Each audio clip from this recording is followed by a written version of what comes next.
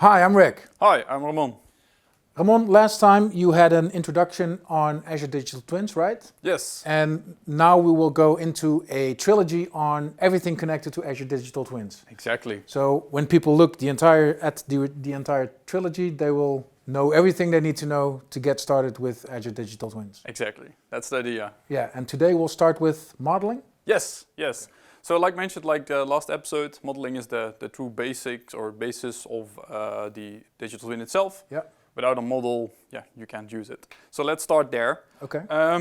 During the last episode, we already gave you a quick introduction of what a model looks like. So today I want to go in a little bit deeper, show you some extra properties, also show you some potential pitfalls, and explain you some other stuff around that as well. Cool. So to dive in, it might be good to do a quick reminder, right? So I've opened just a simple model on my screen already. And what we last time saw is we defined the interface. It's still the same, and it will stay interface because that's required by the digital twin. But what I've started doing already is adding more metadata. Mm-hmm. So for example, I've enriched our properties now with a description and a display name. This is purely metadata to make it more usable in practice. Yeah. And can you add anything you would like there? Unfortunately not. It's defined what you can and what you cannot do in the DTDL. And even then I have to say that what is defined in DTDL isn't available yet in the digital twin. So you might have to compare both documentations to figure out what you can use and what you can't. Okay. Yeah. And actually, to start off with that, a good example of that is a property called writable. Mm-hmm. So in DTTL, there is a Boolean that you can define called writable that will define if external application can write to your twin. Mm-hmm. However, it is allowed to upload. You're allowed to upload it to the digital twin. However, they don't do anything with it. Okay. So it's cool, but it's not adding. Doesn't work yet. Not yet. But who knows what will come. But to dive in a little bit further, right? So concrete example here on my screen, the description, right? You can just add the name of the space, display name. But what you can also potentially add even is a comment. This is especially handy when you're developing with multiple developers. You can leave some comments for each other to explain why you did certain things or anything. And the fact that you get Intellisense now, is that because you install a plugin, or is that because it recognizes the JSON? Or no, this is because I have installed the DTDL Visual Studio Code plugin. Yeah. And as soon as I start typing at the top and I define that my context is DTDL, then the Intellisense will turn on and know exactly what I'm doing. Nice. We might add a link to the plugin in the description of the video. Yeah, definitely. Good idea. This is interesting. If you work with digital twins, this is something that can help, right? Definitely. It will make your life a lot easier. Definitely. So next to that, right, last time I also explained a little bit about schematic types, what we have, about units. And to talk about Intellisense, it's actually pretty cool in that sense that it can even tell you which units are available. So if you work with this, need the plugin. You definitely want to use this. So it will make your life a lot easier. But if we go down a little bit further, I've actually also added some examples for relationships. So last time we also said like a relationship in itself is an entity, which means that an entity can have properties on its own. So what I did is I defined a new node or entity in our system that we call a tenant. And a tenant can occupy a certain space. Yeah. Or better said, can lease it. But if you lease it, you have to pay for it, and there's probably a contract attached. So chances are, yeah. Chances are. So what I added in this case is that you can define a contract ID as a property on the relationship itself. Nice. So how that eventually will look like is you would define a normal relationship, like you normally would do, the name, the description, a target. In this case, we're talking about a tenant. I also added a display name here for easiness. And eventually you just start to define properties like you would normally do. Nice. However, this is limited to just properties, so it's not allowed to have components or complex types or anything else. No, but still, the fact that you can put metadata on a relationship, that actually helps, right? Yeah, a lot. And I have to say that so far the use cases that I've experienced in the field are a little bit rare, but I think they are very valuable. In the sense that, especially if you're dealing with data that might be outside of your system, that you can use it to reference or to describe a certain relationship. For example, when I was creating this, another idea that came up, for example, contract start and end dates. Because you can also use them in your queries as well. So like that. So that's a first quick view. But the space or the relationships themselves also have something that is supported but isn't enforced. So what you can also add in the DTDL is multiplicity. So yeah, like a normal relationship, the minimum number and the maximum number. You can define it in DTDL, however the twin won't enforce it. So that's bad luck, but who knows, it will come in the future. But yeah, that was my next question. Is that something that is expected to be added in the future, just like the writable property? Yeah, I would be purely speculating to give you an answer on that. Theoretically, I think yes, right? There is a standard that the DTDL they want to adhere to, so I would guess so. But yeah, that's purely speculative. But that's what we've changed to our space so far. However, if we go to our building, I've changed a little bit more. So I've added a new few types.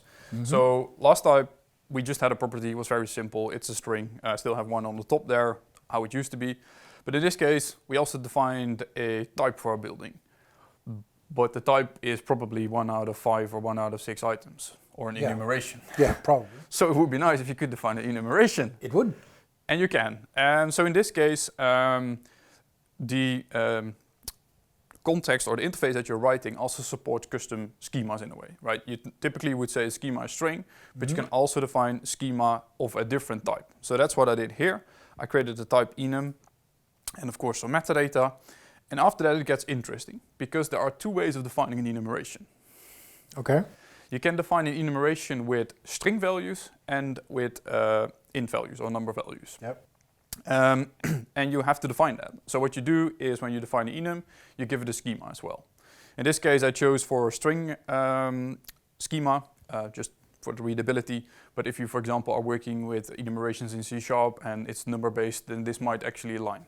Yeah. So that would make life easier. And is there also a potential reason for data having to go over the line to keep it as small as possible, so that numbers would be more interesting than strings? Yes, theoretically yes. When you, like if you look at costs, you would pay for the number of bytes that are going over the line. So yeah, that would matter. Okay. Yeah, definitely. But in this case, I just added 3 options for our building types, office, apartment, and retail, with some metadata around that as well. But if we're now talking about those more complex types, there's also something else that you can do. So we've talked about components in the last episode, where we've defined the extra interface and we basically reuse that as a complex type property. However, you can also define them inline. So for example, if you have a specific complex object that you only want to use once, then there is no use in creating interface, especially if you have already over 200 interfaces. So what you can do is, just like the enum, you define a custom schema with type object, and you just start define your fields. Okay. And then it works. That's actually pretty nifty. Yeah, and very flexible. But that's also kind of a pitfall potentially, because you have to think about the choices that you make.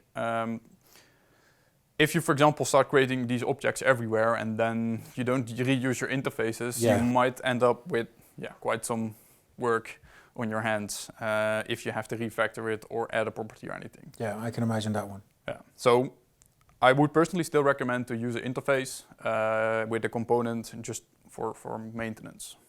Okay. And of course a normal relationship at the end. Then if we look at our equipment, I've changed that also a little bit. So previously we had equipment and you could only put that in a space. Yeah. But yeah, if I don't know, we can come up with any type of equipment, laptop, a screen, and maybe I just want to put it on a floor level, I want to put it in the building because I have no clue where it is. Yeah. So what we've changed now is we basically removed the target from a relationship.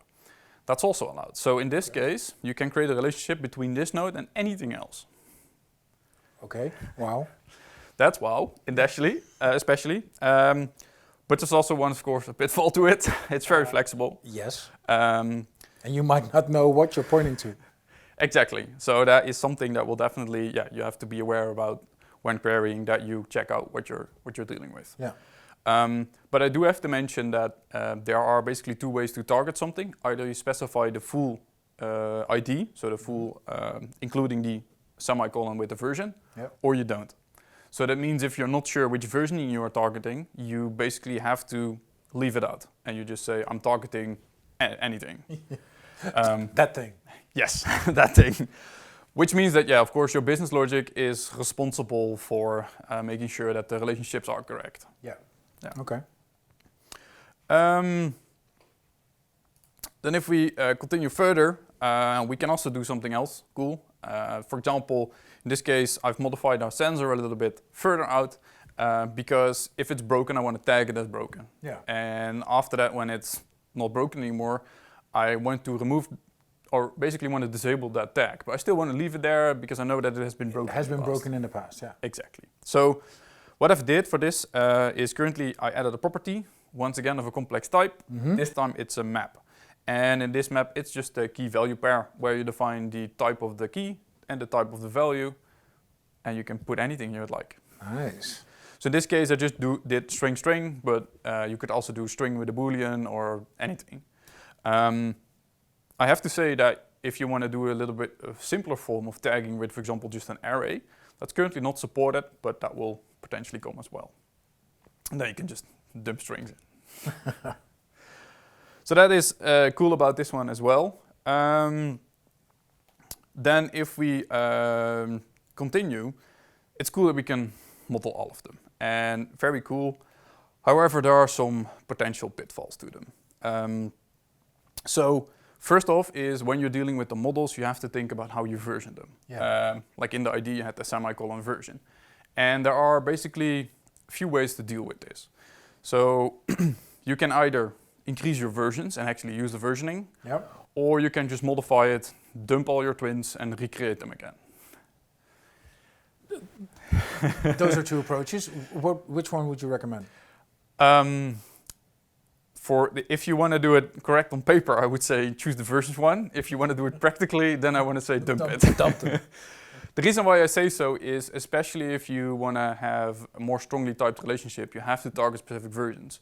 And what tends to happen in practice, if you, for example, change a node somewhere all the way at the bottom, and all the parents have dependencies on them, then you would have to change all the parents as well, update all of those versions. So in that sense, there's basically also a little bit of a split in versioning that if you can upload a version for only one twin, you might choose to do that, but it might also be smart to just say, I'm now versioning my whole set. Yeah. So every time I change something, I just up the number for everything. And in that sense, it's very easy to move on with versions. I'm recognizing issues that we might have had with the graph database a while ago with versioning and then having a change storm coming. As soon as something changes, everything changes, right? Yes, exactly. That's what it is. And I can say from practice that it tends to stay like that. So it's good you to say dump them. Well, I would say... I'm just kidding. I would be lying if I would say that we don't do this on our dev environment, but it's also nice to have just a clean set on just what you're working on. Yeah. But on our production set, we can't do this. We have to think about migrations. Yeah. I understand that one. And finally, I also want to add that if you, for example, went from version 1 to 2, there is an option to decommission everything what is in 1. And that basically makes sure that the twin will no longer allow you to create anything with that model. Okay. So it will block you. That helps. Yeah. That helps. However, everything that is in the version will just keep on working. So it basically is a stop of new instances for that model. Yeah, it's like an obsolete tag on anything in C#. Yeah, exactly. So that's those are the two options there. Then if we really start to look at the bigger picture, and modeling itself is, if you ask me, a full-time job as well. If you're dealing with a big domain. And I think for the twin, it's very important that you don't create twins that are too big, but not too small either. Yeah. There is a maximum size to a twin, so you have to stay in that. But next to that... Is it limited to the amount of properties and components that you can add, or limited purely in size? Purely in size. Okay. Yeah, purely in size. And eventually, like, if you have big twins and you're retrieving everything from a twin every time, you're going to pay for it. So it's yeah, you have to think about it. But at the same time, if you split them up too much, You do a million requests every time you need something. yeah, or you start That's to not do going to help either. yeah, or creating more complex queries, which are just costing more because it's a query.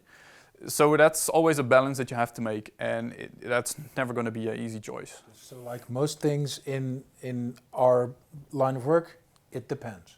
It depends. Yeah, definitely. It always depends. Yeah, but I do want to say that if you're on the doubting between what you should use, like I think there are currently a few open standards that you can look at. Just give that a look and figure out what they do. Maybe it might give you ideas how to do the same. That's actually a good tip. But now with all those models, which is kind of cool, but before I upload, I want to know if I made a mistake or not. Yeah. So that being said, there are actually some tools provided for you. So I think we touched on those on the overview episode as well, right? The tools about validation. Yeah, you asked for it. So now I'm going to demo one real quick. Then you can actually see what it does, what it doesn't. So in this case, there's just a GitHub with all the tools on it. You can download it there. That's what I did. I modified it a little bit for easy use, but that's it. Basically, I've put it in the same direction of folder as my Your models? as my models, exactly. And now I just run it. Okay. And I didn't write trash. Then it validates everything that's in there. Yeah. Nice. And the reason why I also wanted to show you is because there's something interesting happening in here. So if we look at the output, it said that it read 12 files, but it found 78 entities. Mm-hmm. And that has to do because of the fact that every relationship is its own entity, but every property is theoretically also its own entity. Okay. So every property has a unique ID in the twin that you can define. We simply did not choose to add them yet, but because they are automatically generated, but you can override those as well. Okay. Yeah. Which is cool, which is now we have a nice set of models. Validated ones? Validated ones. And now I want to upload them. Yep. There's also a cool tool for that. Of course, because tools. Yeah. But before we move to that one, I want to mention for the validator, there's also a Nugget package which you can download or include in your C# project, which is actually doing the validation. Okay. So even if you would have models that you want to add on the run, which is possible via APIs, then you could still validate them before you add them in the twin. So you can even automate that process. Nice. Yeah. Then if we start to look at actually uploading the models itself, the tools that are provided currently have two applications: delete models and create models, or upload models, just to say.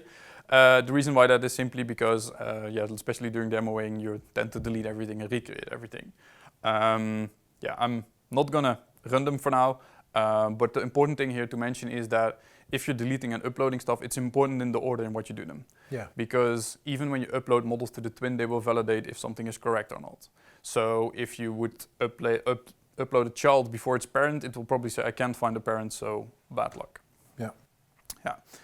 And then when you upload everything, it's in your twin. And then the modeling part is done. We're up in there in the cloud, ready to start creating some twins, right? Yeah. And I think that's something that we can do next time. Exactly. That's the plan. Yeah. So check back for episode 2 if you want to know how to actually onboard those twins in the Azure Digital Twin in the cloud. For now, thanks for watching. Thank you for this awesome demo. We'll see you next time. Bye-bye. Bye-bye.